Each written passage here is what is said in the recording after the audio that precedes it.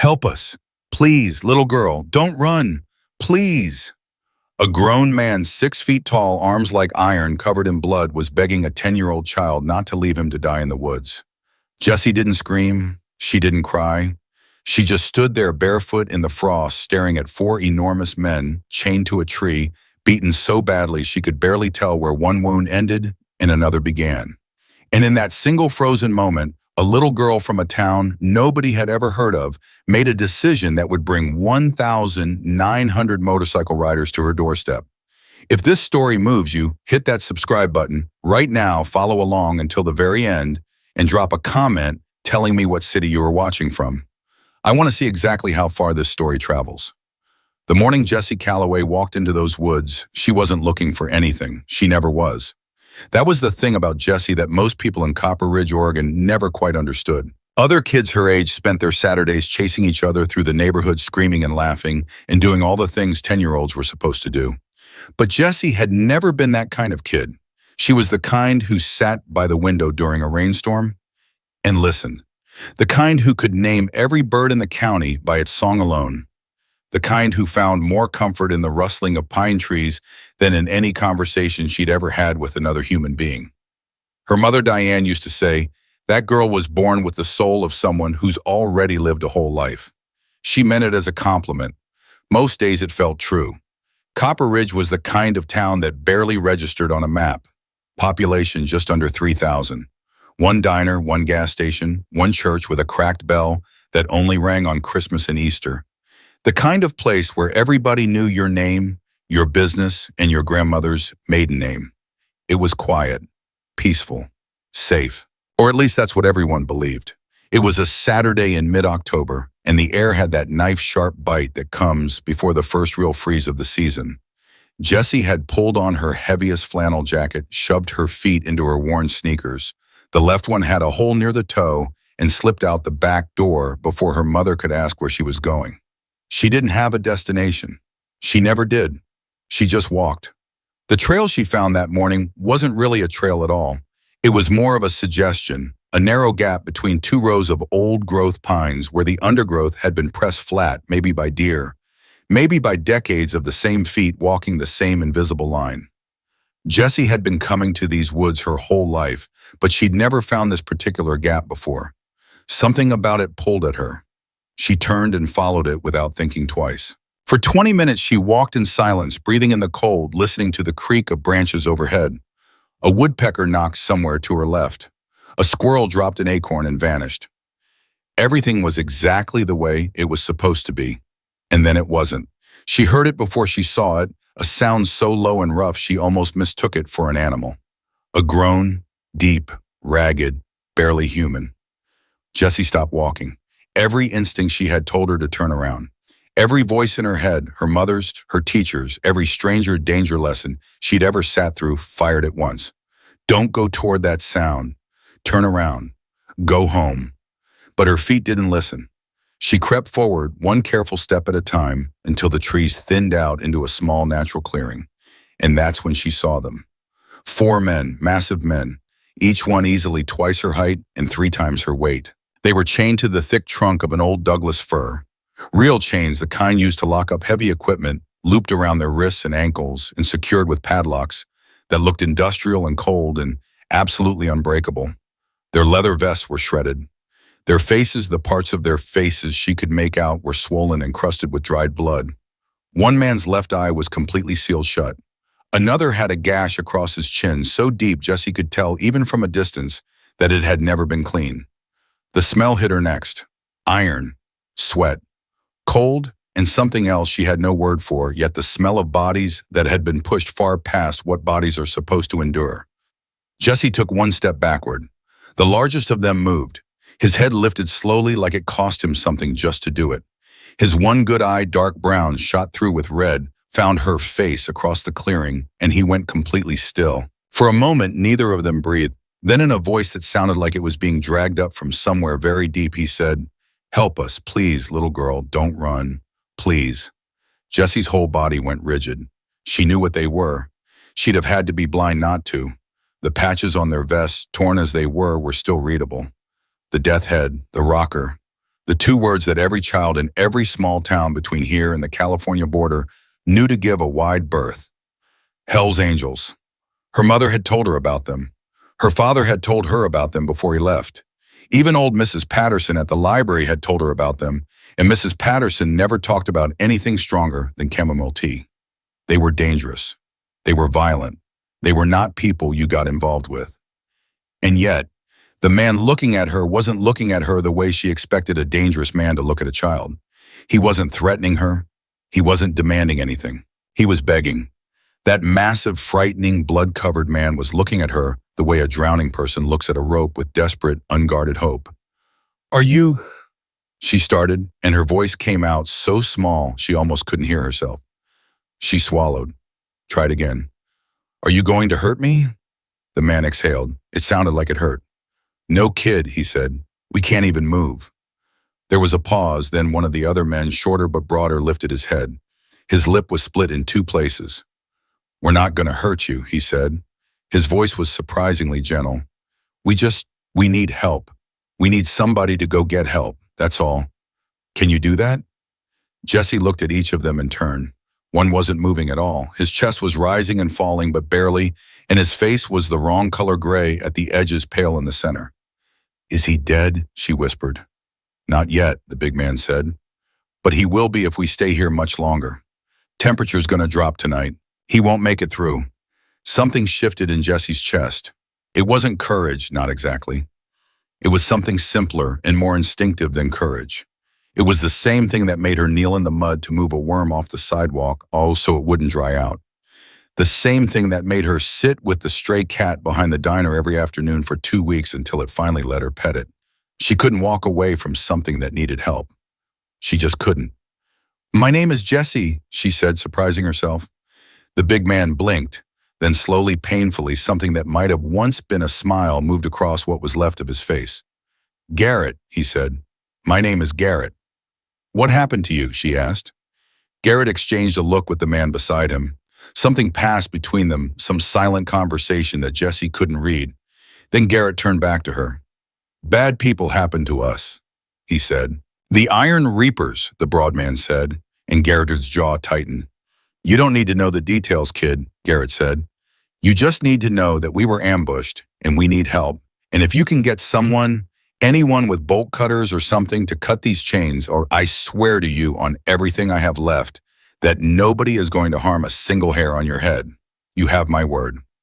Jessie studied him for a long moment. In her 10 years on this earth, she had developed a very finely tuned sense for when adults were lying to her. Her father had given her plenty of practice. Garrett was not lying. She could see it in the way his jaw was set, in the careful stillness of his one good eye, in the way his massive bruised hands wrapped in chain had gone completely quiet. He wasn't performing for her. He was too tired and too hurt to perform. He was just telling her the truth. "Okay," she said. Garrett blinked again, like he hadn't expected it to be that simple. "Okay," the broad man repeated. "Okay," Jessie said again, a little more firmly. "I'll go get help, but I need to know. Is there anyone else out here? Anyone watching you? Anyone who might try to stop me?" Garrett's face went serious. "We don't think so. They cleared out fast. But Jessie," he waited until she was looking directly at him. "Don't take the main road. Cut through the trees and come out at the back of Ridgewood Drive. Okay, don't let anyone see you leave these woods." She nodded once, turned, and ran. She didn't have shoes built for running. The left sneaker with the hole in the toe was already letting in cold air, and within the first quarter mile her foot was numb. She ran anyway. The forest floor was uneven and treacherous roots that grabbed at her ankles, patches of frost that turned the ground to glass, fallen branches she had to leap over without slowing down. Twice she stumbled. Once she went down hard on her left knee, felt the sting of torn skin scramble back, up without stopping. Her lungs burned. Her legs burned. None of it mattered. She had a picture in her head, the man Garrett had called Roach, with his gray face and his too shallow breathing, and she couldn't let that picture go. He won't make it through. Garrett had said it like it was simply true, like it was already decided unless something changed. Jessie had never been the kind of kid who accepted things because they were supposed to be decided. That too was just part of who she was. She burst out of the tree line onto Ridgewood Drive at a flat run and nearly took out the mailbox at the end of the Miller's driveway. She caught herself, spun around, and kept going. Walter Dawson's house was the closest. 3 houses down, set back from the road, behind a pair of old oaks that had probably been there since before anyone currently living in Copper Ridge had been born. Walter was 81 years old, retired from 30 years of working the county roads for the state, and was the kind of man who owned every tool ever made and knew how to use all of them. He was also the kind of man who answered his door at 8 in the morning on a Saturday and did not ask unnecessary questions. Jessie hit his porch at a dead run and knocked so hard that she felt it in her elbow. 30 seconds. Nothing. She knocked again, harder. The door swung open and Walter Dawson stood there in his flannel robe and slippers, holding a cup of coffee with the expression of a man who had seen a fair amount in 81 years and was not easily startled. He looked at Jessie, flushed, heaving for breath, blood on her knee, eyes wide. He didn't ask if she was okay. You could see plainly that she was not okay. "What's happened?" he said. "There are men in the woods," Jessie said, her voice still choppy from running. "4 of them, chained to a tree. They have been beaten really badly. One of them, She stopped, forced herself to breathe, started again. "One of them is in really bad shape. They need bolt cutters and a first aid kit, and they need it now." Walter Dawson stared at her for exactly 3 seconds. Then he said, "Stay right there," and disappeared back inside. Jessie stood on the porch, hands on her knees, pulling air into her lungs, and listening to the sounds of Walter Dawson moving through his house drawers, opening the clank of metal, the closet by the back door banging shut. She heard him on the phone not long, just a handful of words she couldn't quite make out. Then he was back, dressed now, a heavy canvas jacket over his clothes, the bolt cutters under one arm and the first aid kit under the other. "Lead the way," he said. Jessie didn't stop to wonder at him. She just turned around and started back toward the woods. They made the return trip in under 15 minutes. Walter Dawson was 81 years old, but he moved like a man who understood that certain situations did not allow for the luxury of moving slowly. When they broke through the tree line into the clearing, Jessie heard the broad man she still didn't know his name exhale sharply. "God Almighty," Walter said very quietly. He took one long look at the 4 men chained to the tree. Then he set down the first aid kit, hefted the bolt cutters, and got to work. No commentary, no questions, no judgment. Just the steady mechanical work of a man who understood what needed to be done. Garrett watched Walter work for a moment. Then his single good eye moved to Jessie. "You came back," he said. His voice was different than it had been. Thicker. "I said I would," Jessie said simply. "A lot of people say things," Garrett said. She didn't have an answer for that, so she didn't try to give him one. The first chain came away with a sound like a gunshot, the pop of the bolt giving way, and the broad man released from the right side slid forward onto one knee with a sharp grunt of pain. He caught himself on his hands, breathing hard, then slowly, shakily pushed himself back upright. "Name's Decker," he said, looking at Jessie. "Just so you know." "I know," Jessie said. "You told me before." "Sort of." A ghost of something, almost a laugh, moved across Decker's broken face. The second and third chains followed. Garrett stood on shaking legs, stretching his arms with a grimace that broadcast exactly how much that simple movement hurt.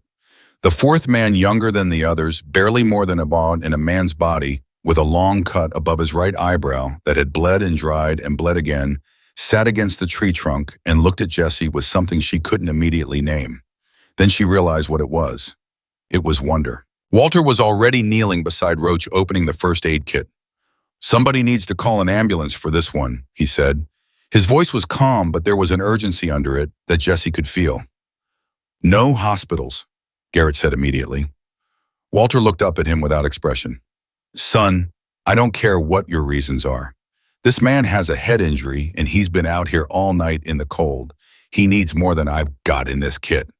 Silence. Then Decker said very quietly, "Garrett." Garrett's jaw worked. He looked down at Roach, at the gray skin and the too slow breathing, and the way his chest barely moved when he inhaled. Something moved across Garrett's face. Something painful and private. "Call them," he said. Walter was already reaching for his phone. In the 12 minutes it took for the ambulance to reach the fire road access point, the closest the vehicle could get to their location, Jessie sat on the ground beside Roach and held his hand. She didn't know why she did it.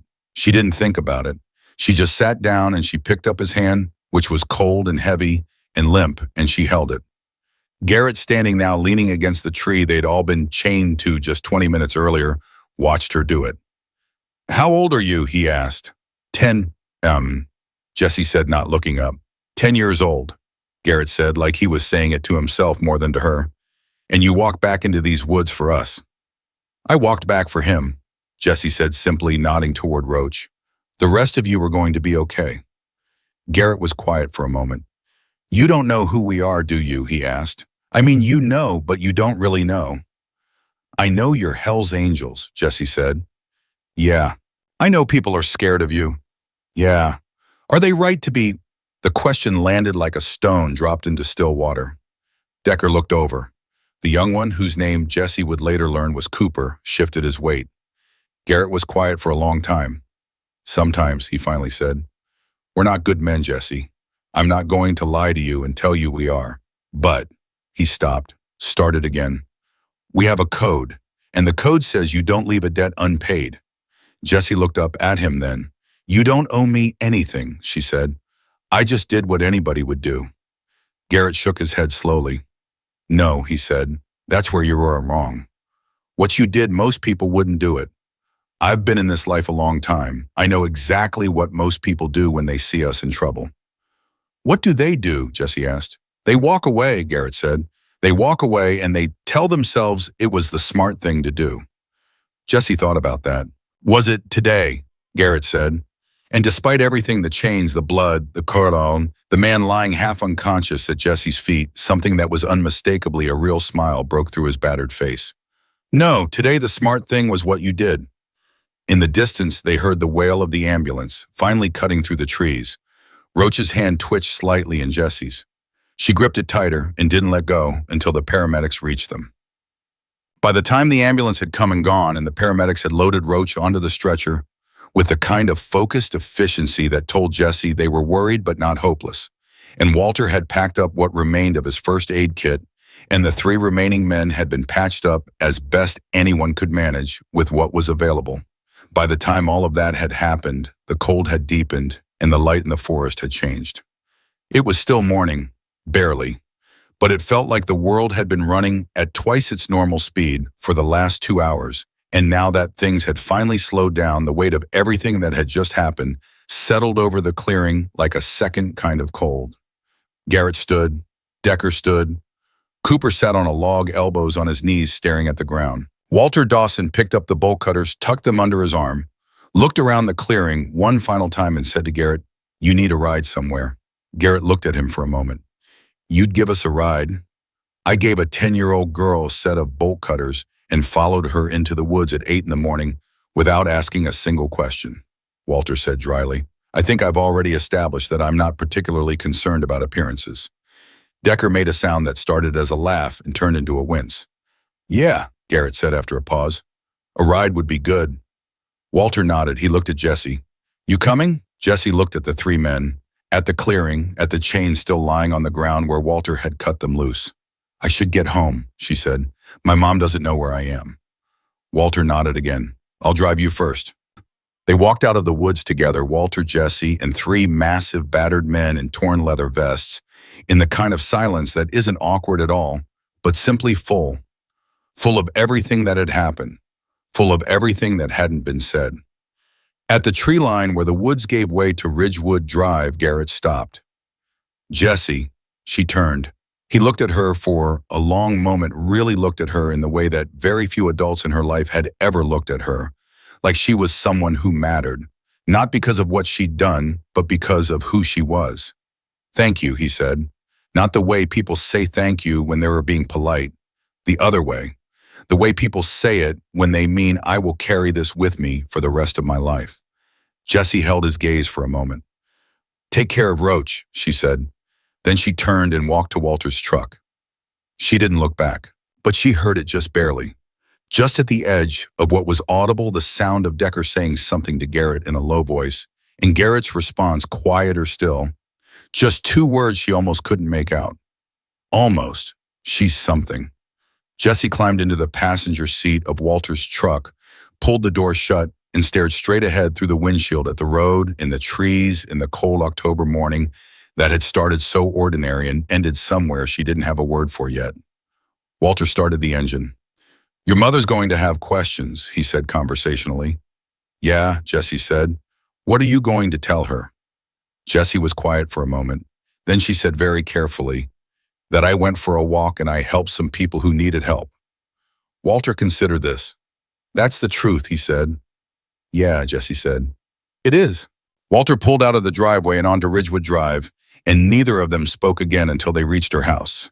But Jessie's hand resting on her knee was absolutely still. The hand that had held Roach's, the hand that had knocked on Walter's door hard enough to feel it in her elbow. The hand that had, without any dramatic gesture or awareness of its own significance, changed the course of more lives than she would ever fully know. Still and sure.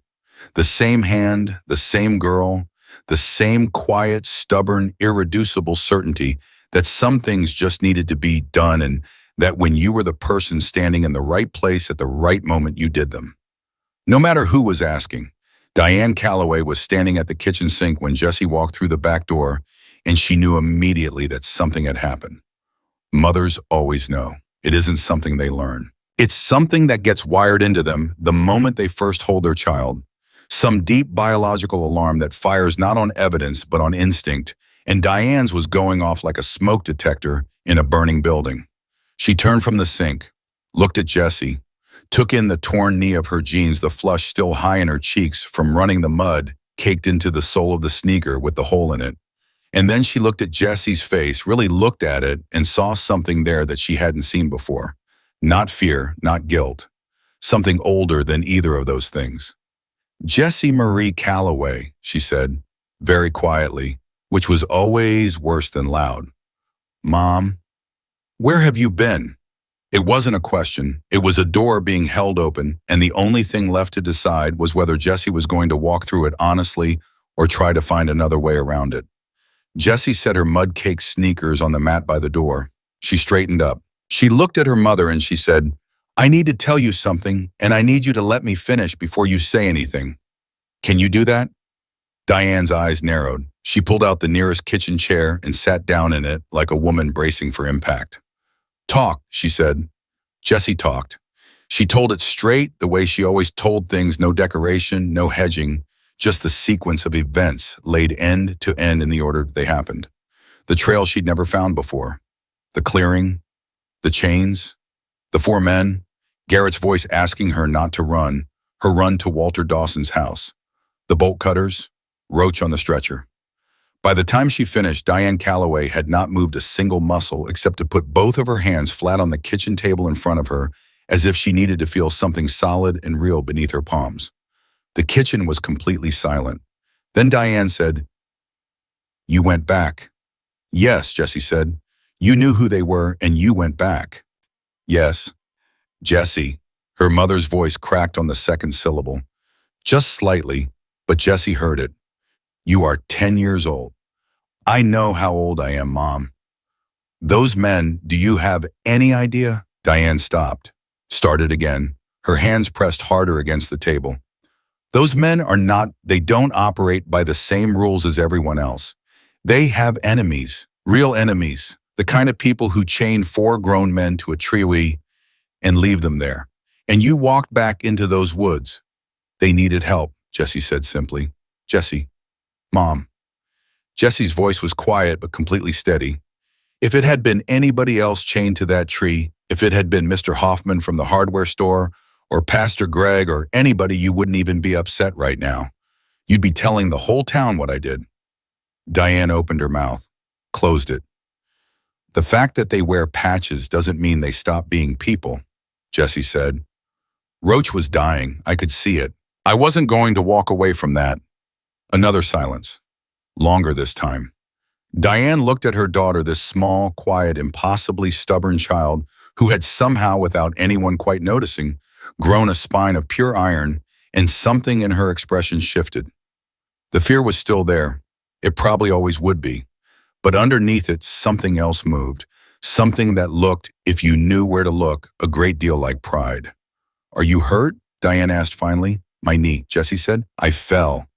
Come here, Diane said. Jessie crossed the kitchen and let her mother clean and bandage the scraped knee without complaint, and neither of them spoke while Diane worked, and that silence was a completely different kind from the one before it. That one had been full of tension. This one was full of something that had been released. They were still sitting at the kitchen table 20 minutes later when Walter Dawson knocked on the front door. Diane went to answer it, and Jessie followed. And when Diane opened the door and saw Walter standing on the porch, still in his heavy canvas jacket, bolt cutters nowhere in evidence, but the look of a man carrying something he needed to put down, she said, Walter, come in. Can't stay, Walter said. He looked at Jessie over Diane's shoulder. Roach the man they took in the ambulance. He's at County General. They're saying he's stable. Thought you'd want to know. Jessie exhaled. She hadn't realized until that moment how much of herself she'd been holding together around that particular piece of not yet knowing. Thank you, she said. Walter nodded. He looked at Diane. She did a good thing this morning, Diane. Diane's jaw tightened slightly. She scared 10 years off my life is what she did. Yeah, Walter said without apology. She did that too.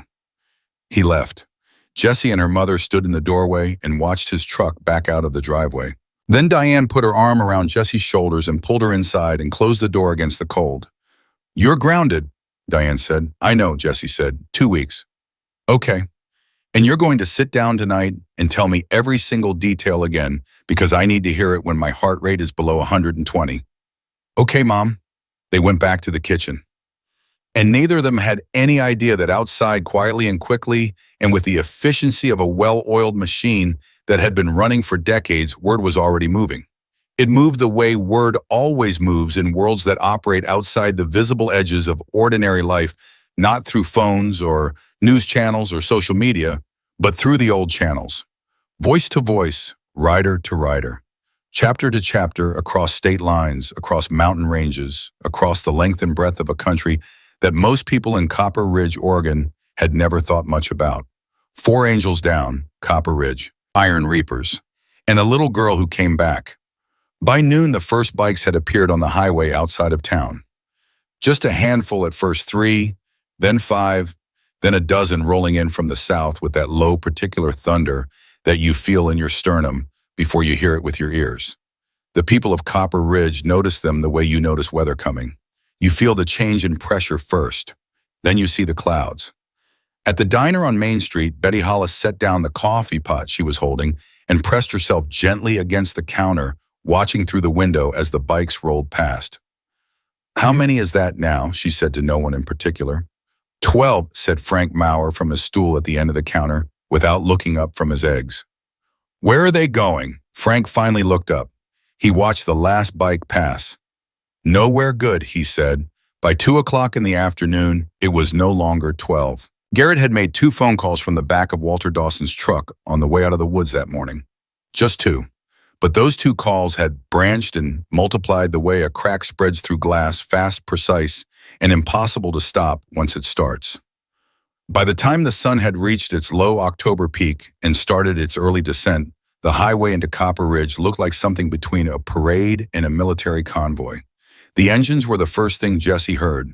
She was at the kitchen table doing homework she had no ability to concentrate on, and she heard it, that deep collective rumble, and something in her stomach dropped 6 inches straight down. Mom, she said.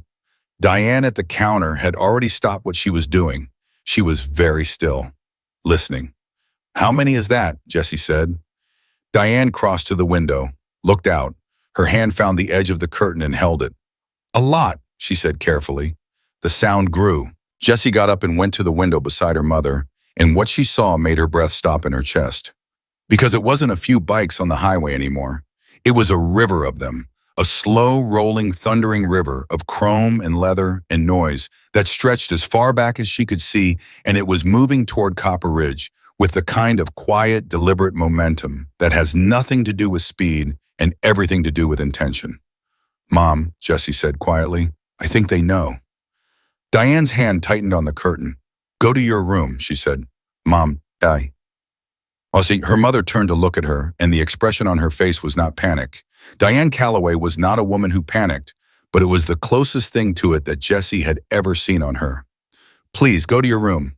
Jessie went. She sat on the edge of her bed and listened to the sound growing louder and louder until it wasn't background noise anymore, but something closer to atmosphere, something that pressed on the walls and the windows and the roof of the house and made the whole world feel like it was vibrating at a different frequency than usual.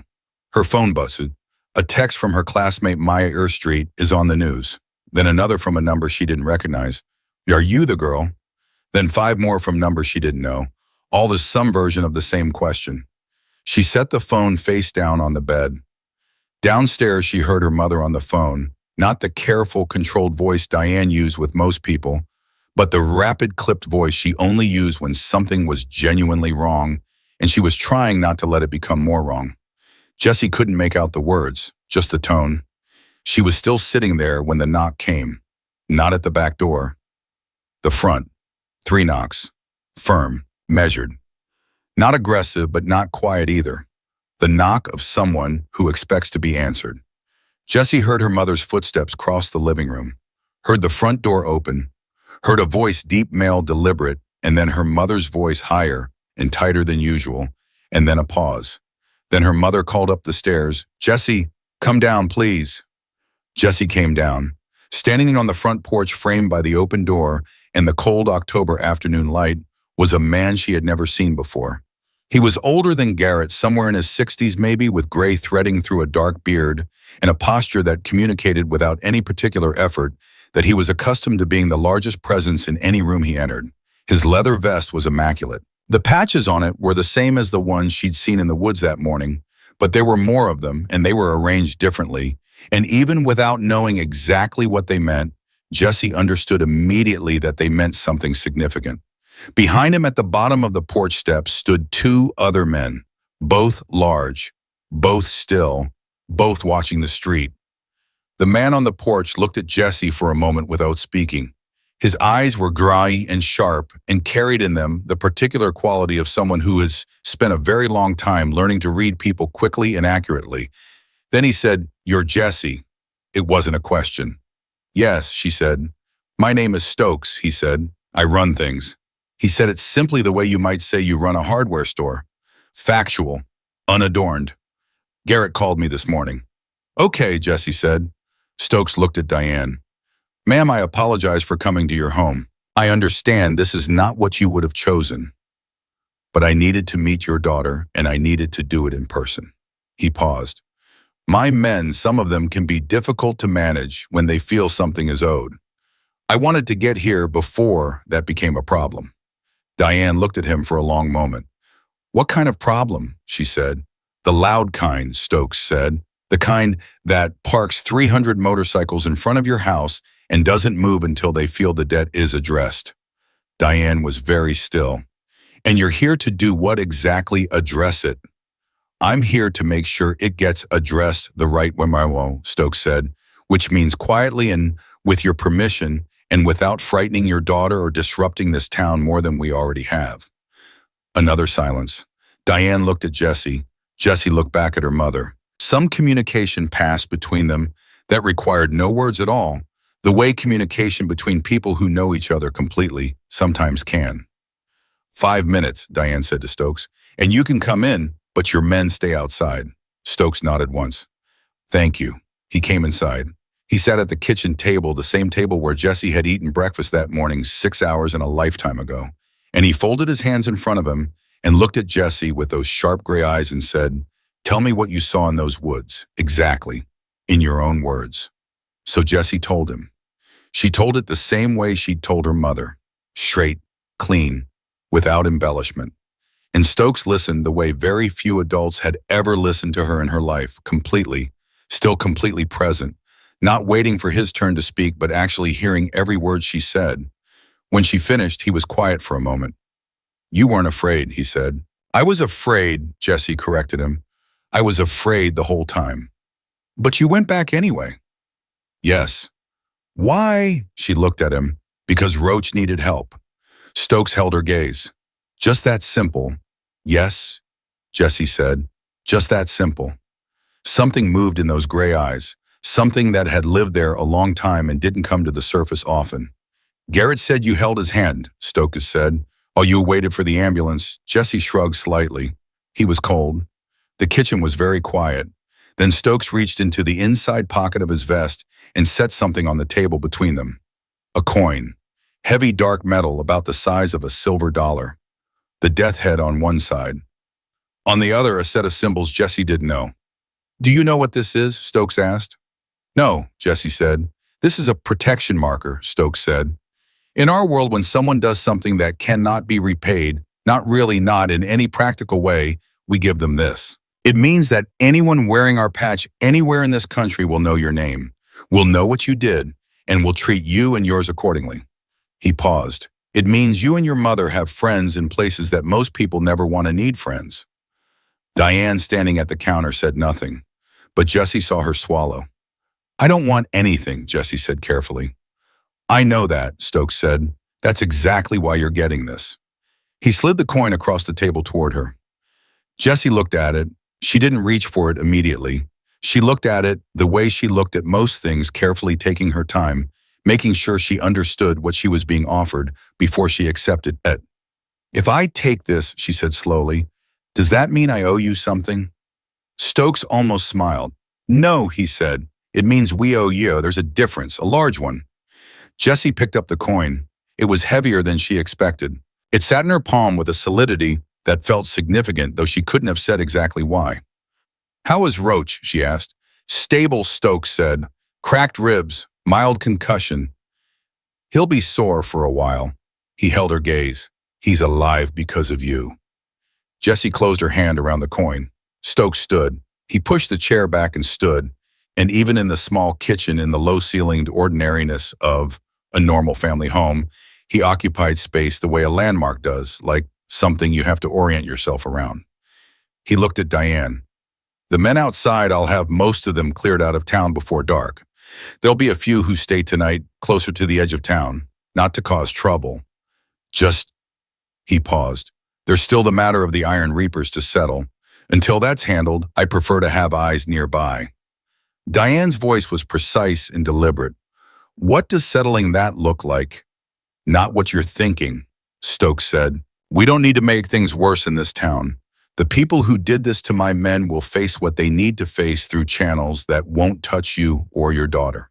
You have my word on that. Your word, Diane said. Yes, ma'am. A beat. I don't know you, Diane said. I don't know what your word is worth. No, Stokes said. You don't, but Garrett does. And Roach will. And what Jessie did this morning is the reason any of them can tell you in person. He moved toward the door, then stopped. Looked back at Jessie one more time. You did something this morning that I've seen grown men fail to do. Men who've been in this life for 30 years. You chose to be decent when being decent was hard, and you didn't make a production out of it. He put his hand briefly on the doorframe.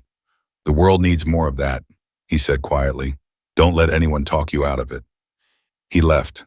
The front door closed. The kitchen was completely still. Then Diane crossed the floor in 4 steps and pulled Jessie against her chest and held her with the kind of grip that has nothing to do with gentleness and everything to do with terror and relief and love all squeezed into the same desperate moment. Jessie let herself be held. Outside, the engines kept their low rolling rumble, the river of bikes moving through Copper Ridge. The town that had never been on any map that mattered suddenly sitting at the center of something enormous and ancient and completely outside the boundaries of anything that passed for ordinary. In her closed fist, the coin pressed against Jessie's palm. She could feel every edge of it.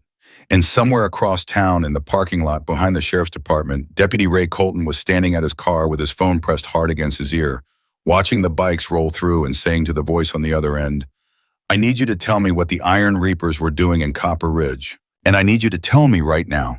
Because whatever happened in those woods this morning, it's not over. Not even close. He was right. He just didn't know yet exactly how right he was. Deputy Ray Colton had been a law enforcement officer in Copper Ridge for 11 years And in 11 years, he had dealt with drunk drivers, domestic disputes, a meth operation running out of a barn on the county line, and one genuinely baffling incident involving a stolen tractor and 3 goats. He had never not once dealt with anything that made his hands go cold the way they went cold now. The voice on the other end of his phone belonged to Detective Marla Voss out of the state field office in Portland, and she was not a woman who wasted words. She said, "The Iron Reapers have been operating a trafficking corridor through your county for 8 months. We've had eyes on it. We were 2 weeks from moving." Colton was very still. "Trafficking," he repeated. "Cargo," Voss said. "Not people. Stolen weapons. Military grade. We're talking about hardware that went missing from a National Guard depot in Nevada 14 months ago and has been working its way north ever since." A pause. "The Hells Angels found out. Don't ask me how. They have their own intelligence, and it's better than ours in some respects. We believe the ambush in your woods this morning was a message. The Reapers were telling the Angels to stay out of their corridor. And now I have approximately 200 motorcycles rolling through my town," Colton said. "More than that," Voss said quietly. "Our count as of 40 minutes ago was closer to 400, and it's still growing." Colton turned away from the parking lot and pressed his forehead briefly against the roof of his car, closed his eyes, opened them. "Tell me what I'm supposed to do to deal with that information, Marla. Right now, nothing. You do not engage them. You do not attempt to redirect or block their movement. You maintain visibility and you keep your people calm." She paused. "And you find out where the 4 men who were ambushed are being sheltered because the Reapers don't know that their message failed.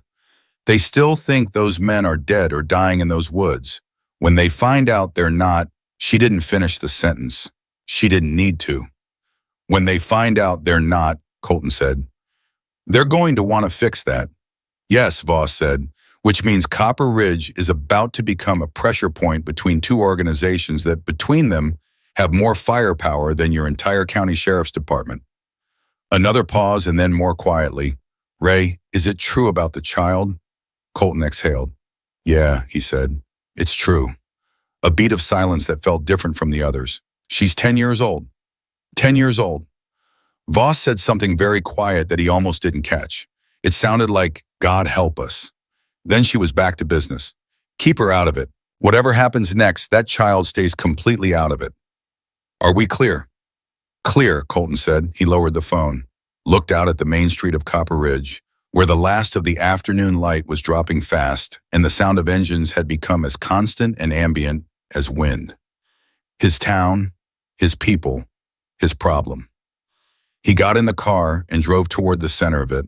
He didn't know as he pulled out of the parking lot that 15 miles east on Route 9, a truck with no plates and 4 men inside it had taken the old logging road turnoff and was moving slowly toward Copper Ridge from the back end, moving without headlights, moving very carefully, moving the way things move when they don't want to be seen.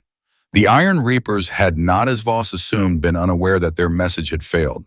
They'd had a man watching the woods, and that man had seen a little girl come back with bolo cutters. Jessie didn't sleep that night. She lay in her bed with the coin in her hand and listened to the town she'd lived in her whole life, making sounds it had never made before. The engines had thinned out as Stokes had promised by 9 o'clock. The main flood had slowed to a trickle, but it hadn't gone completely quiet. There was still a presence out there, a weight to the night that hadn't been there 24 hours ago. She could feel it, the way you feel a storm that hasn't arrived yet, not in what you can see or hear, but in some subtler register, some part of your nervous system that runs ahead of your conscious mind and takes its own readings. She turned the coin over in her fingers, and over, and over. She was still awake at midnight when she heard her mother's voice downstairs hushed urgent, and then a man's voice she didn't recognize. Then her mother's again higher than before. Jessie was out of bed before she'd made a conscious decision to move. She was halfway down the stairs, moving in her socks on the hardwood, when she heard her mother say, "Absolutely not. She is not going anywhere. She is 10 years old and she is not part of this." And the man's voice, steady low, said, "Mrs. Calloway, we're not here to involve her. We're here because she may already be involved, whether we want her to be or not. There's something you need to know." Jessie stepped around the corner into the living room. Her mother was standing between the couch and the front door, with her arms crossed, and across from her stood a man Jessie didn't recognize, mid-40s, square-jawed, wearing civilian clothes, but with the particular posture of someone in law enforcement or the military, the kind of posture that doesn't come off when the uniform does. Beside him was Deputy Colton, who Jessie knew by sight. He coached Little League in the summers, and he'd always seemed like the most ordinary man alive. Right now, he did not look ordinary at all. He looked at Jessie on the stairs and said, "Hey, Jessie, I'm sorry to be here so late." "What's happening?" Jessie said. Her mother turned. "Go back to bed, Jessie." "Mom." "Jessie." Her mother's voice was the kind of quiet that means the opposite of quiet. "Please." "Mrs. Calloway." The man in civilian clothes looked at Diane. "She's going to hear this one way or another. I'd rather she hear it from us with you present than find out some other way." He looked at Jessie.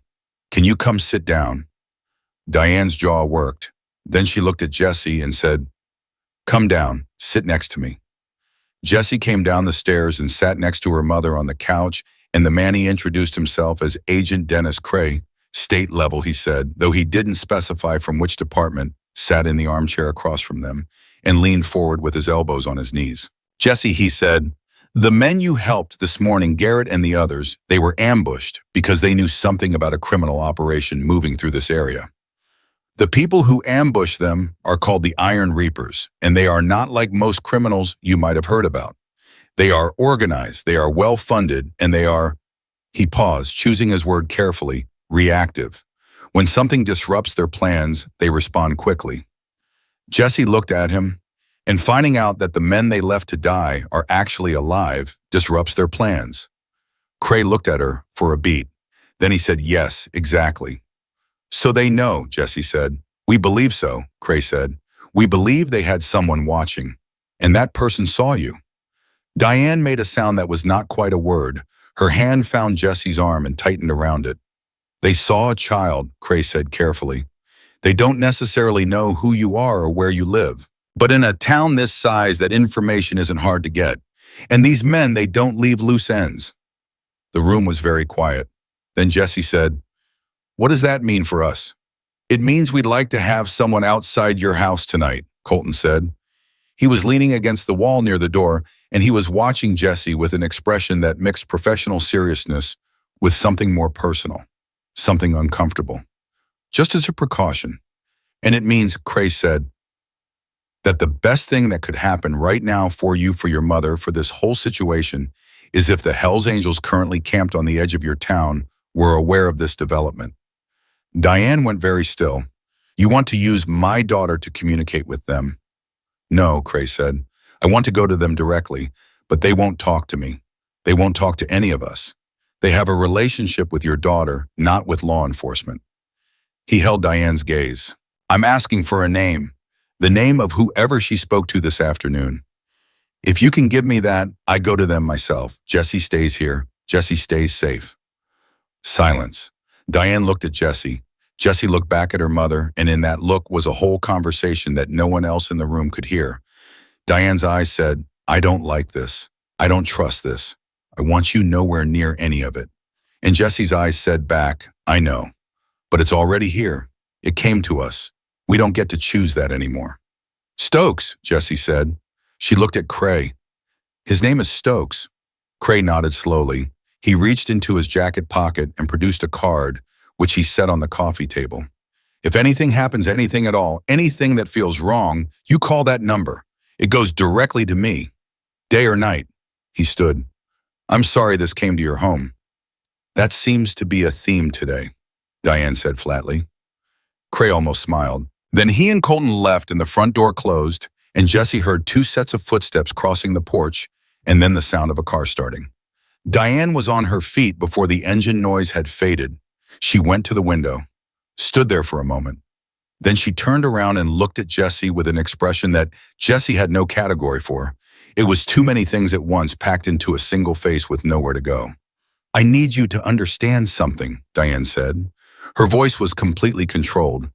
"I need you to understand that I am proud of you. I am so proud of what you did this morning that I can't put it into words. But I also need you to understand that from this moment forward, You do not make a single decision about any of this without talking to me first. Not one. Do you understand me? Yes, Jessie said. I mean it, Jessie. I know you mean it, Mom. Diane crossed the room and pulled her in again.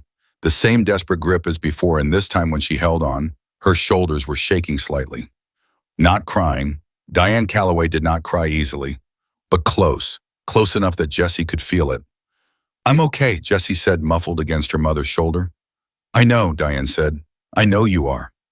She didn't let go for a long time. They were still up, both of them, at 1 in the morning when Jessie's phone buzzed with an unknown number. She looked at it, looked at her mother, answered it. Jessie, Garrett's voice. Rough still and tired, but clearer than it had been in the woods. I need you to know something. We know about the man who was watching. We've known for about 3 hours.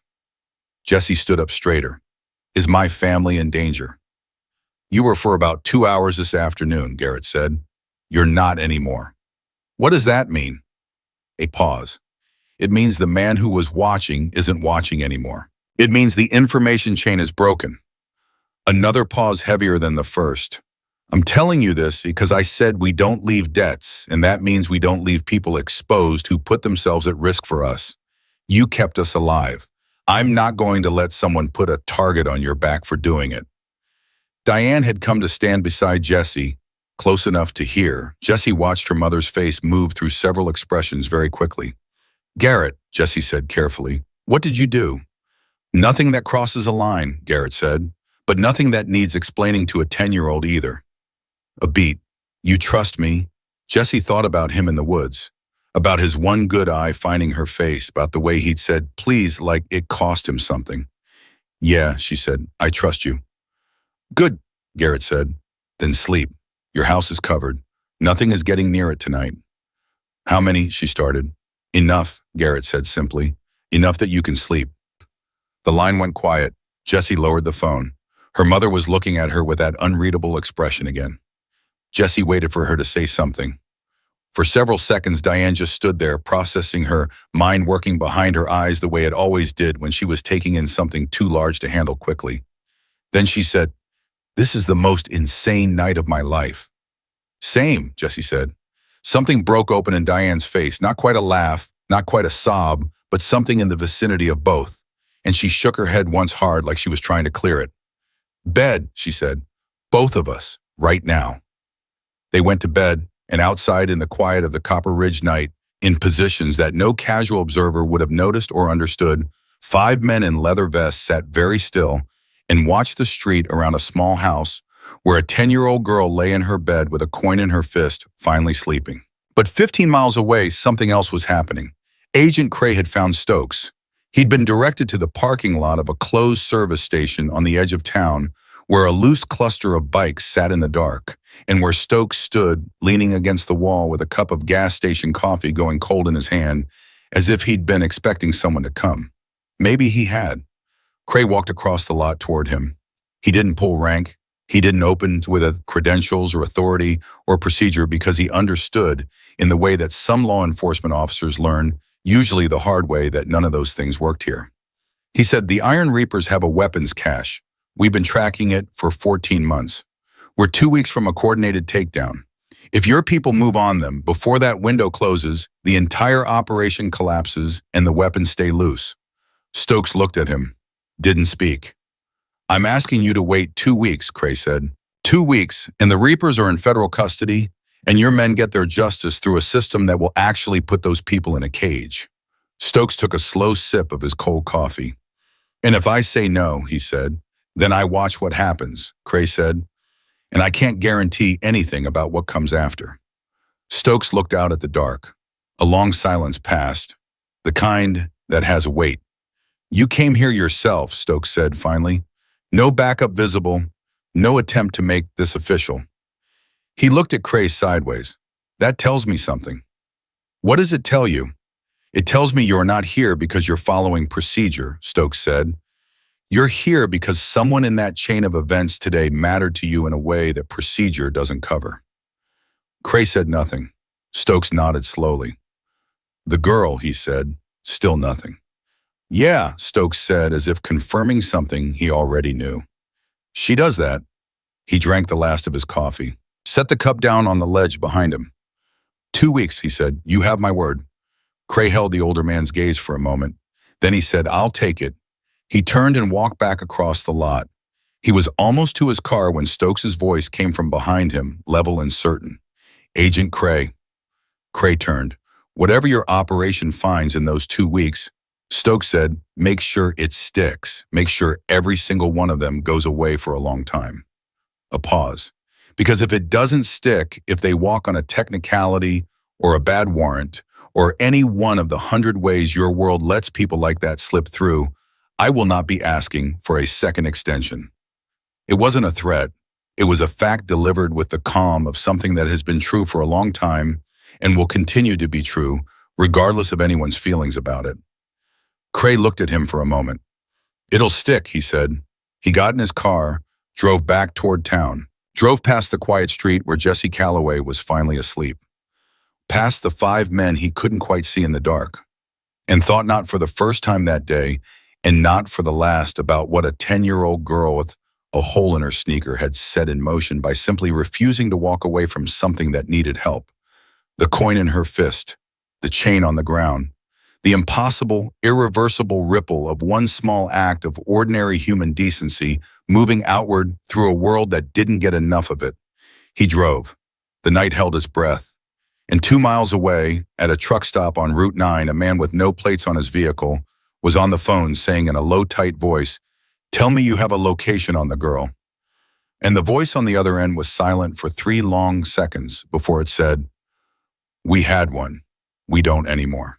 And then the man with no plates said something that could not be repeated in decent company, and the phone call ended, and the truck sat there under the fluorescent lights of the truck stop engine running, going nowhere. Because somewhere between midnight and 1 in the morning, in a town nobody had ever heard of, on a night that would take years to fully understand, the balance had shifted. And the people who had set out to make an example of 4 men in a forest had become, without quite knowing how it happened, the ones being watched. The morning after is always the hardest part. Not because the danger is gone, sometimes it isn't, but because ordinary life insists on continuing anyway, and there's something deeply disorienting about eating cereal at the kitchen table, while the world outside your window is still rearranging itself around something that happened yesterday and hasn't finished happening yet. Jessie ate her cereal. Diane drank her coffee, standing up the way she always did when she was too wound up to sit. Neither of them spoke much. The silence between them wasn't uncomfortable. It was the silence of 2 people who have said everything that needed saying and are now simply waiting to find out what comes next. At 7:45, Jessie's school bus came and went without her on it. Diane had made that decision at 6 in the morning, quietly, without announcement, simply not waking Jessie for the usual routine. When Jessie came downstairs at 7:30 and saw her mother still home and still in her work clothes but not moving toward the door, she understood immediately.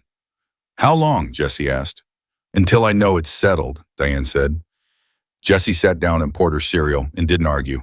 She was on her second bowl when her phone buzzed. A text from Garrett which surprised her. She hadn't given him her number, and the fact that he had it was something she decided to think about later. The text said simply, "Roach is awake. He wants to talk to you. Your call." She read it twice. Then she showed it to her mother. Diane read it, set the phone down on the table, picked up her coffee, took a long, slow sip. "No," she said. "Mom, Jessie, no, absolutely not." "He's in a hospital bed," Jessie said. I'm not going anywhere dangerous. He just wants to talk." "He is a grown man in a criminal organization who has no business wanting anything from my 10-year-old daughter." "He wants to say thank you," Jessie said. "That's all." Diane set her coffee cup down with a sound that was more definitive than the situation technically required. "I'll think about it," she said, which in Diane Calloway's language meant yes, but not without a fight first. The fight lasted 40 minutes. It covered territory that included Jessie's age, the nature of gratitude, what it meant to finish something you started, and at least 2 extended references to the fact that none of this would be happening if Jessie had simply turned around in the woods like any reasonable child would have done. Jessie listened to all of it without interrupting, which was a strategy she'd learned from long experience. Let the argument exhaust itself, then make your case into the quiet that follows.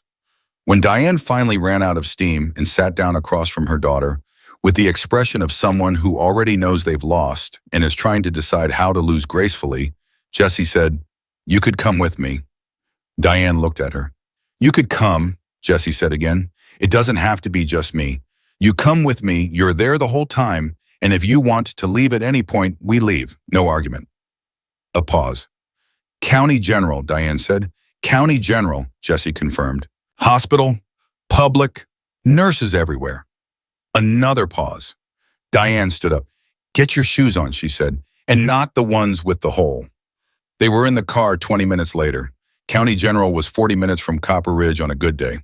Today, with the remnants of last night's bike presence, still thin but visible along Route 9, clusters of 2 or 3 at the roadside diners, a handful at the gas station, where the highway widened, it felt simultaneously longer and shorter than usual. Longer because Diane drove with the careful deliberateness of someone trying to pretend everything was normal. Shorter because Jessie spent most of the drive in her own head, turning the coin over in her jacket pocket, trying to prepare herself for something she couldn't quite define. She didn't know what she expected from Roach. She had barely seen his face in the woods. It had been swollen and gray and barely conscious, a face that was more absence than presence. She'd held his hand for 12 minutes and hadn't known his name. She'd thought of him in the abstract ever since as a situation rather than a person.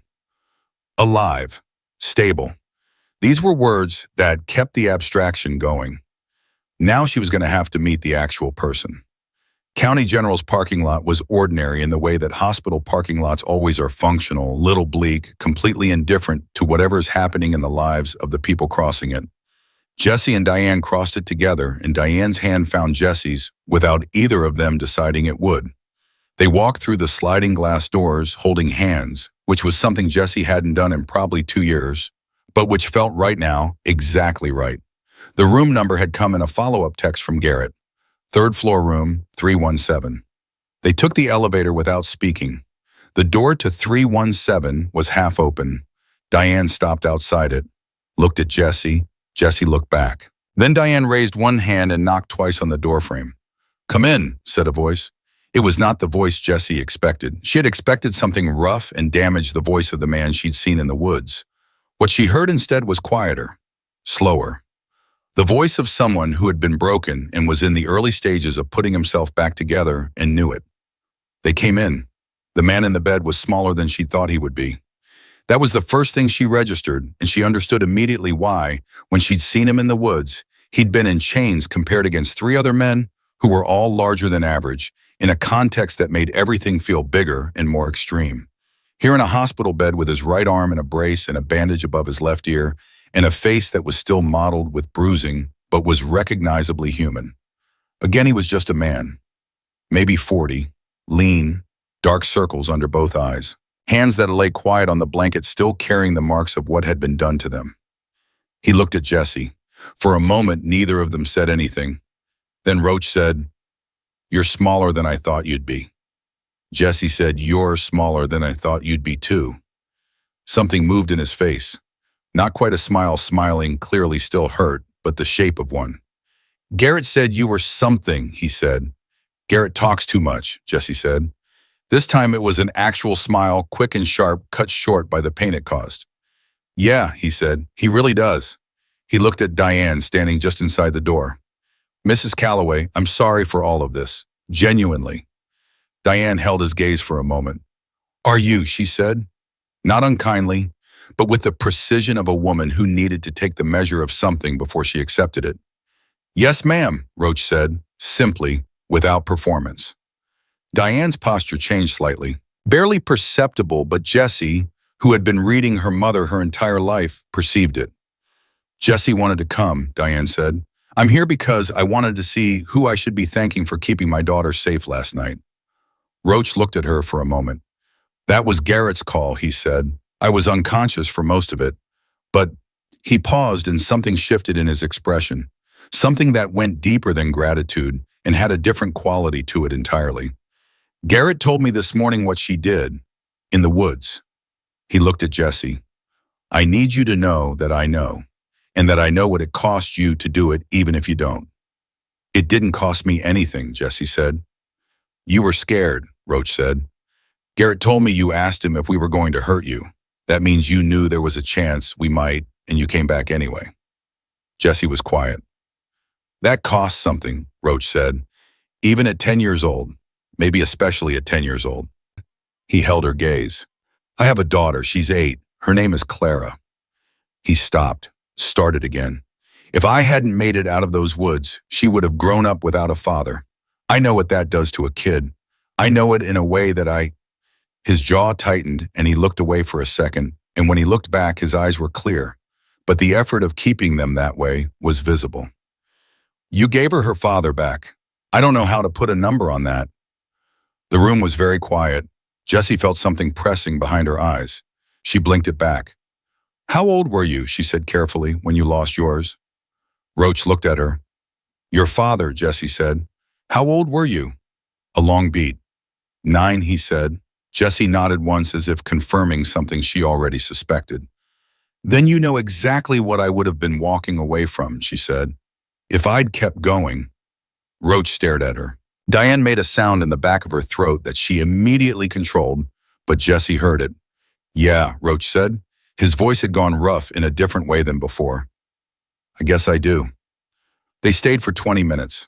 The conversation moved through several different registers, lighter moments, heavier ones, the kind of talk that happens between people who've been connected by something extreme and are feeling out the shape of what that connection actually is. Roach asked Jessie about school. She told him she liked science and hated gym class. He told her he'd been terrible at school and had spent most of it outside. She asked what he did now, and he said he ran a mechanic shop in Sacramento and that it was legitimate, and he said the last part with a slight emphasis that meant he wanted Diane to hear it. Diane heard it. At the 20-minute mark, the door opened, and a nurse came in to check vitals, and it was the natural break point. Jessie and Diane stood to go. Jessie picked up her jacket from the chair where she draped it, and as she did, the coin shifted in the pocket and made a small sound against her phone. Roach heard it. He gave you the coin, he said. Yes, Jessie said. He was quiet for a moment, his eyes on her jacket pocket. Then he said, keep it somewhere safe, not because you'll need it, I hope you never need it, but because someday you'll be older and you'll understand better what it means and you'll want to have it. Jessie looked at him. What does it mean, really? Roach thought about it.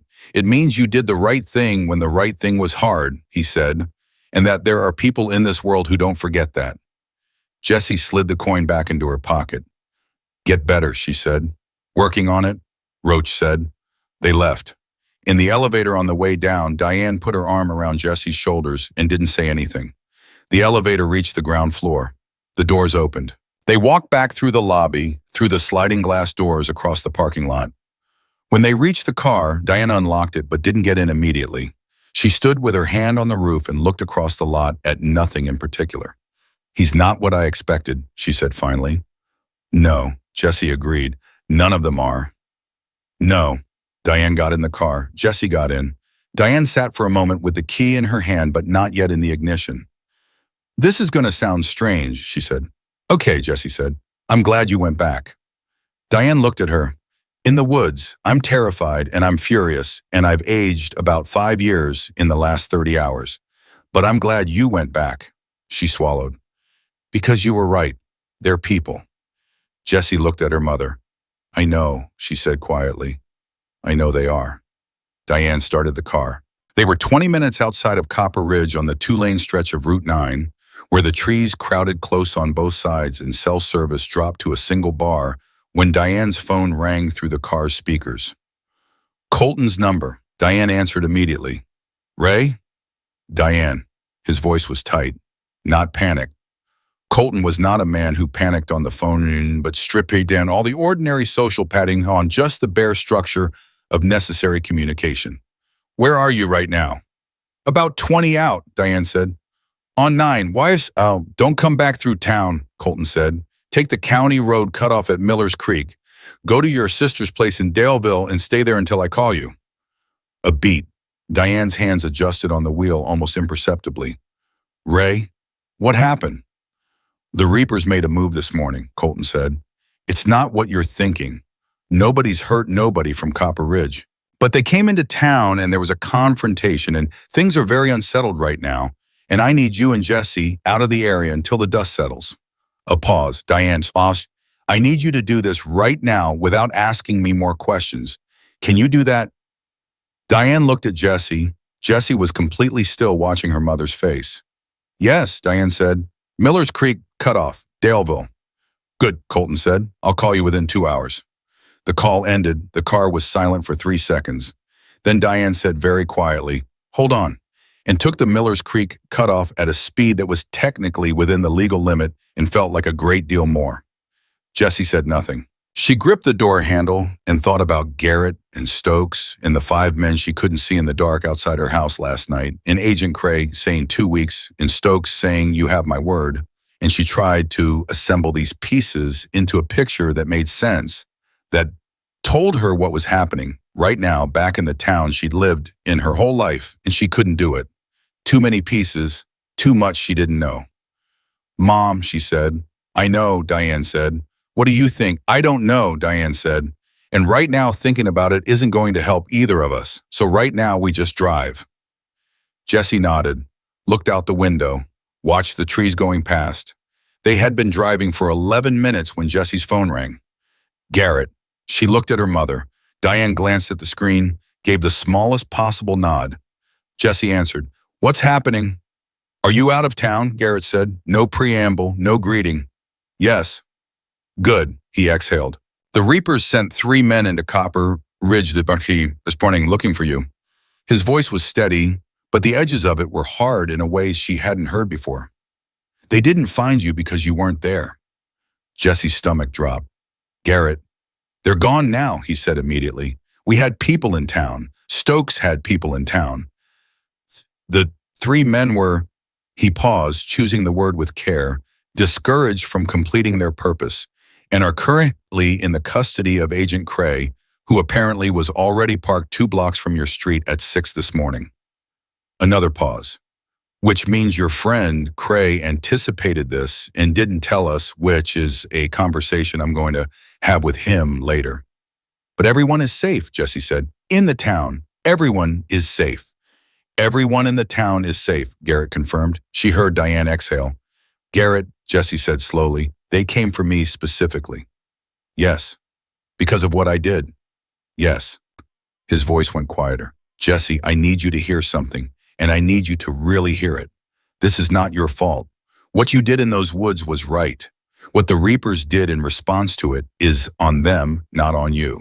The moment they decided to target a child, they made a choice that has nothing to do with you and everything to do with who they are.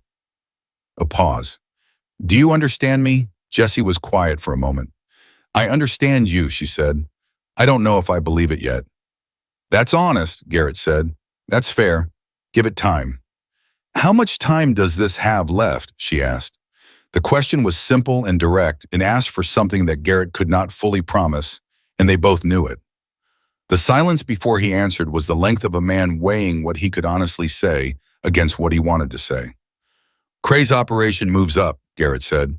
He called Stokes an hour ago. They're not waiting 2 weeks anymore.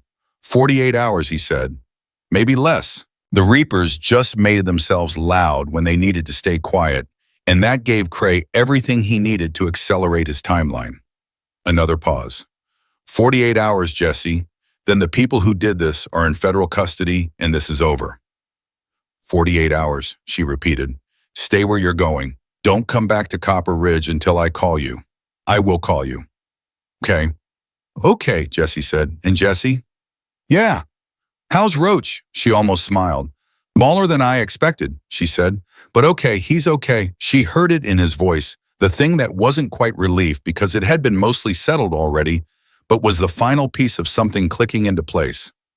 Good, he said. Just that. Good. The call ended. Jessie held the phone in her lap and looked at the road ahead. Her mother drove. Neither of them spoke for a long time. The county road was empty and straight, bordered by flat farmland and the occasional weathered fence, and the November sky above it was the color of something that hasn't decided yet whether to be gray or blue. It was Diane who broke the silence. 48 hours, she said. That's what he said. Do you believe him? Jessie thought about Garrett in the woods. About the particular quality of his voice when he said, "I swear to you." About Stokes at the kitchen table with his folded hands and his careful words and the gray eyes that didn't look away. "I believe him," she said. Diane was quiet for a moment. Then she said, "My sister is going to have approximately 900 questions." "Tell her the short version," Jessie said. "What is the short version?" Jessie thought about it. "I went for a walk," she said, "and I helped some people who needed help, and it got complicated." Diane looked at her sideways briefly. "That covers it," she said. They drove the last 8 miles to Daleville in a silence that was by now completely comfortable. The kind of silence that belongs to people who have been through something together and don't need to keep reprocessing it out loud. In her jacket pocket, the coin sat still and heavy. 48 hours. Back in Copper Ridge, Deputy Colton was standing in the parking lot of the sheriff's department, watching a federal transport vehicle pull away with 3 iron reapers in the back of it, and he was thinking about a 10-year-old girl with a hole in her sneaker and the absolute certainty of her voice when she told him she went back because Roach needed help. He was thinking about the fact that those 3 men in that transport vehicle had come to Copper Ridge this morning specifically to silence that voice. He was thinking about what it meant that they had failed. His phone buzzed. Cray timeline moved to 36 hours. "We have what we need. Start preparing your town for quiet." "It's almost done." Colton read it twice. Then he put his phone in his pocket, looked up at the sky for a moment, and walked back inside. Almost done. In the hospital in Sacramento that Roach would be discharged from in 3 days in the room with the half-open door, he was on the phone with someone. His voice was low. The conversation was brief. When it ended, he set the phone down and looked at the ceiling for a long time. Then he picked it up again and called a number he knew by heart, and when the call connected before the other person could speak, he said, "I want out." Silence on the other end. "After this is over," Roach said, "after Cray does what he's going to do, and this whole thing closes, I want out. Clara needs a father who comes home every time, and I promised myself something in those woods." He paused. "I promised myself something."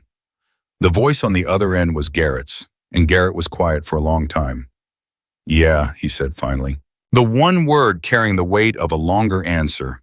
"I know." "Will you?" Roach started. "I'll handle it," Garrett said. "On my end, I'll handle it. You just heal up." Roach exhaled, long and slow and deep, the exhale of a man setting down something he's been carrying for a very long time. "Garrett," he said. "Yeah." "That kid, what she did." He stopped, started it again. "I want to make sure she knows when she's older and she understands more of what she actually walked into. I want her to know it mattered." "She knows," Garrett said. "She doesn't. Not fully." "No," Garrett said. "Not fully, not yet." A pause. "But she will." The 36 hours pass the way time passes when you are waiting for something you cannot control, not slowly exactly, but with a strange, uneven quality, stretching in some places and compressing in others, so that an hour could feel like 20 minutes, and 20 minutes could feel like most of a day. Jessie spent them at her Aunt Carol's house in Daleville, sleeping in the guest room that smelled like lavender, and old books, eating her aunt's cooking, answering Carol's questions in the short, careful versions she and her mother had agreed on. Carol was Diane's younger sister, louder, funnier, and entirely without Diane's capacity for controlled stillness, and she filled the silences with noise in a way that was actually exactly what both of them needed. You cannot sit with a 36-hour countdown ticking in your chest when someone is loudly debating the correct way to make a chicken pot pie at the dinner table. Jessie was grateful for it. She slept better the second night than she had the first. Deeply dreamlessly, the sleep of a body that has been running on adrenaline for 2 days and has finally been given permission to stop.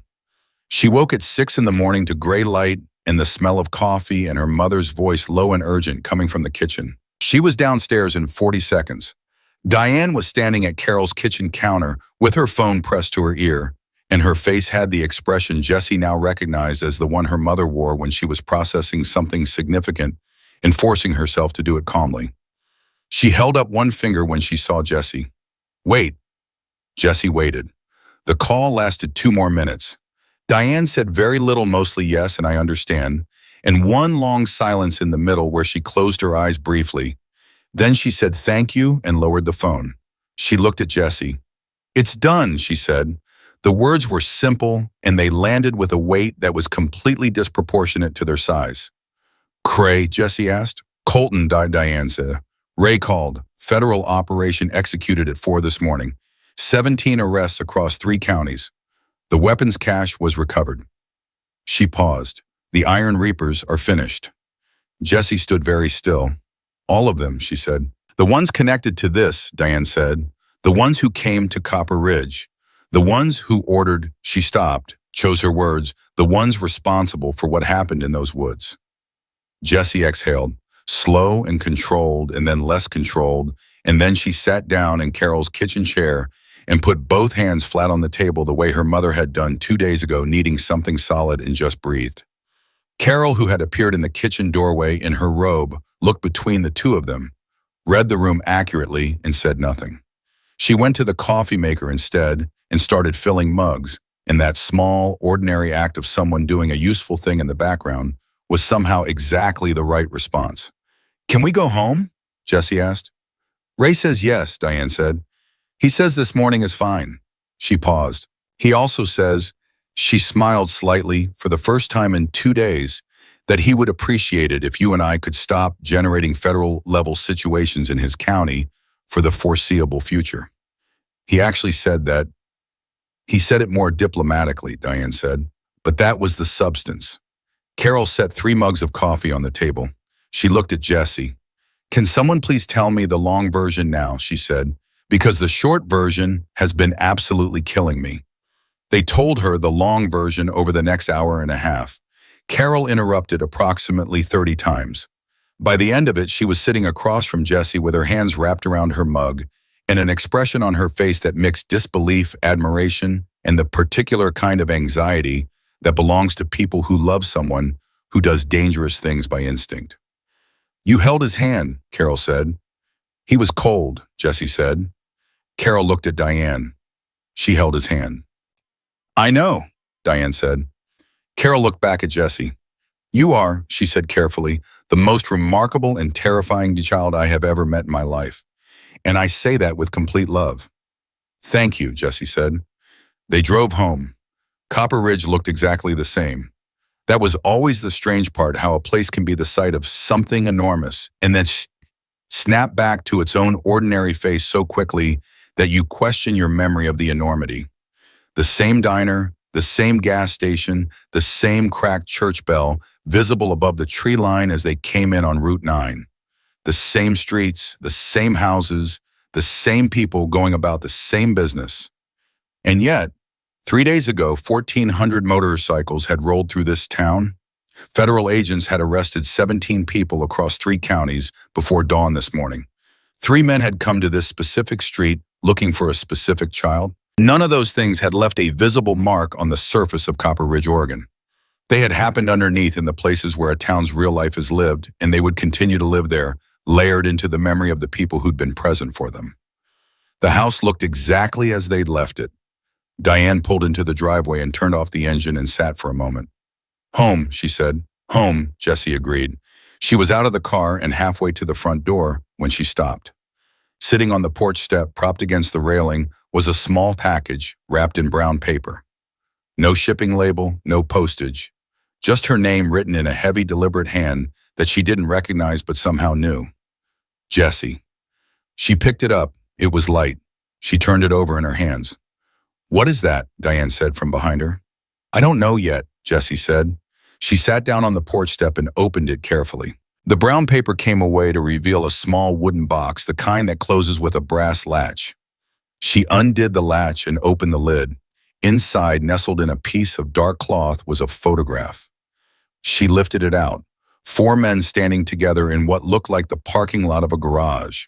All of them upright. All of them present. All of them looking directly at the camera with the slightly uncomfortable posture of people who don't take a lot of formal photographs but have made an exception. Garrett, who she'd recognize anywhere now, his face healed, but still carrying the faint shadow of what had been done to it. Decker, broader than the rest, one arm in what appeared to be a partial sling.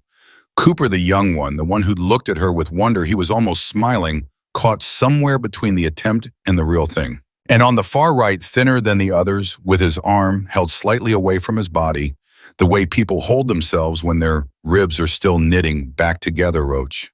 Live, standing, present, on the back of the photograph in the same heavy handwriting, because of you. Jessie looked at the photograph for a long time. She looked at the four faces, all the damage that had been done to them, and all the life still in them despite it, and she felt something settle inside her that she hadn't known was still unsettled. A last piece, a circuit completing. Her mother was reading over her shoulder. Diane put a hand on top of Jessie's head, very gently. Didn't say anything, didn't need to.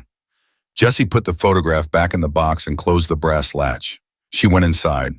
The coin went in the box with the photograph. The box went on the shelf above her desk, where she could see it from her bed. She didn't take it down again for a long time, but she liked knowing it was there. Some things you don't look at often, but you need to know are in the room with you. She went back to school on Monday. Her classmates had heard things, fragments, rumors, the garbled telephone game version that spreads through a small town when something happens that adults don't fully explain to their children.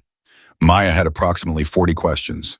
Jessie answered 3 of them and said she didn't want to talk about the rest, and Maya, who was a genuinely good friend, accepted that without pushback.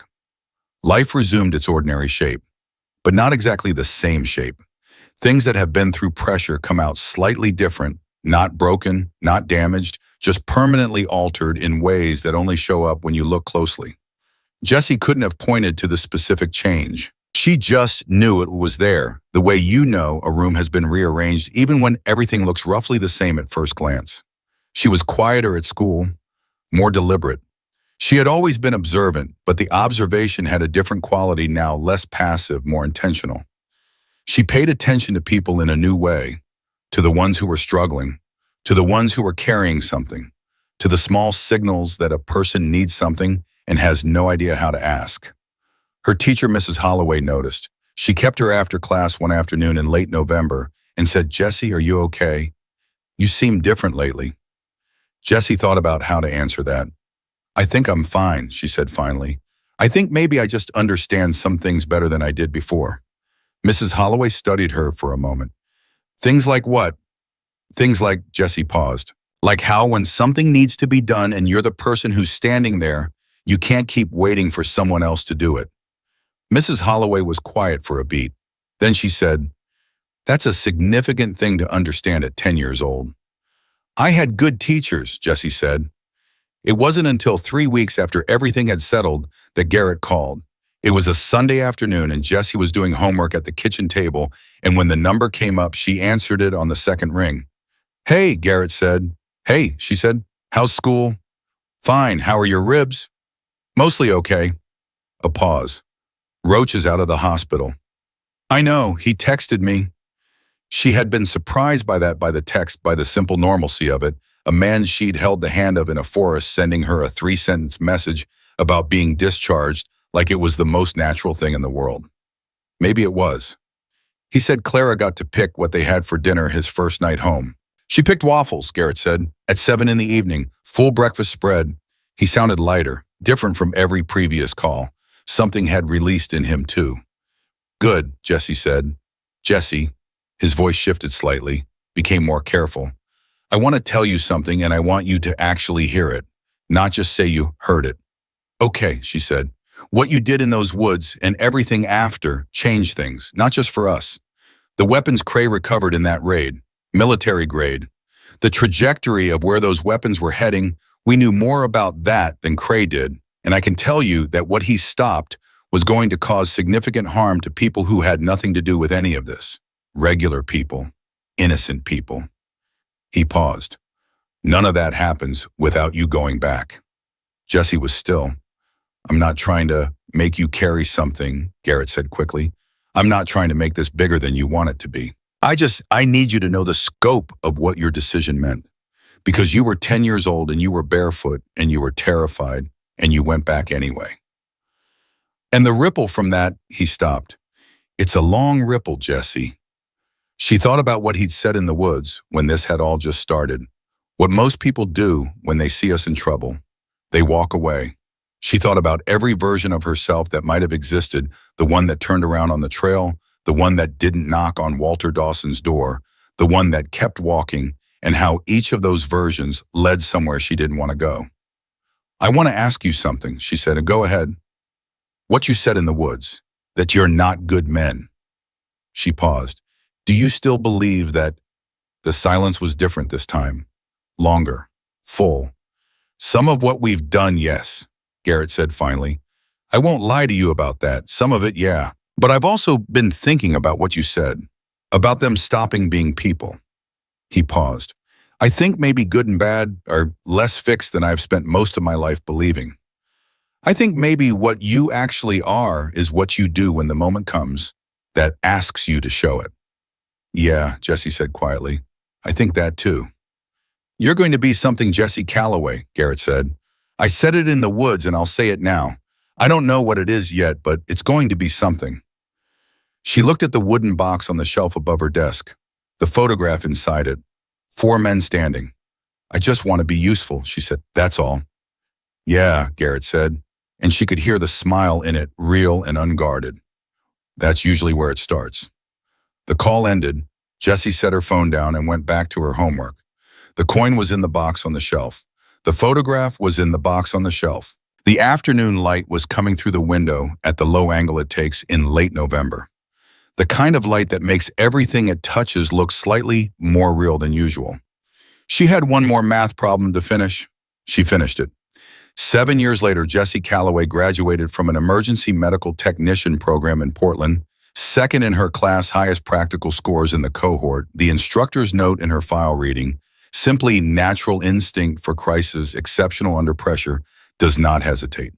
She took a position with a county EMS unit that covered rural areas, the kind of terrain she'd grown up with, the long roads and the tight communities, and the calls that came in from places that were 20 minutes from the nearest hospital, under ideal conditions, and 40 minutes in the rain. On her first shift, she rode in the back of the ambulance through country that looked in the dark like the country she'd run through at 10 years old, pines and frost and roads that went a long way between lights.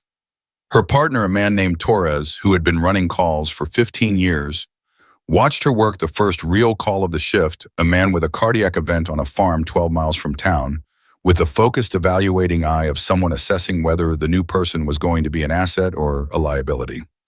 By the time they loaded the patient, Torres had his answer. On the drive back, he said, "You've done this before?" "No," Jessie said. "This is my first shift." "You've done something like it," he said. She thought about a clearing in the woods, about a man's hand cold and heavy in hers, about the sound of bolt cutters and the smell of iron and frost. "Yeah," she said, "something like it." She rode the rest of the way in silence, her hands quiet in her lap, looking out at the dark road ahead. The coin was in her jacket pocket. It had been there every day for 7 years, worn smooth on the edges from the constant pressure of her thumb. She'd stopped noticing the weight of it, the way you stop noticing the weight of things that have been part of you long enough to feel like bone. She didn't need it. She never had needed it, not in the way Stokes had described. No one had ever come out of the dark asking for it. No debt had ever been formally called in. But Roach had been right that day in the hospital room. She'd been older and she'd understood more, and she'd wanted to have it. Not because of what it represented in their world, because of what it represented in hers. The decision in the woods. The choice to go back. The moment when fear told her to keep walking, and something deeper and more fundamental than fear said no. That was what she carried in the worn metal, and the familiar weight, not a marker of protection, but a reminder that she had been at 10 years old exactly the person she intended to spend the rest of her life being. Torres glanced over at her. "Hey, you good?" Jessie turned from the window, looked at him, smiled once, brief and real. "Yeah," she said, "I'm good." And she was. She had been in the only way that ultimately matters from the moment she turned around on a trail she'd never found before on a cold October morning in a town that nobody had ever heard of and went back. She had always been going back. That was just who she was.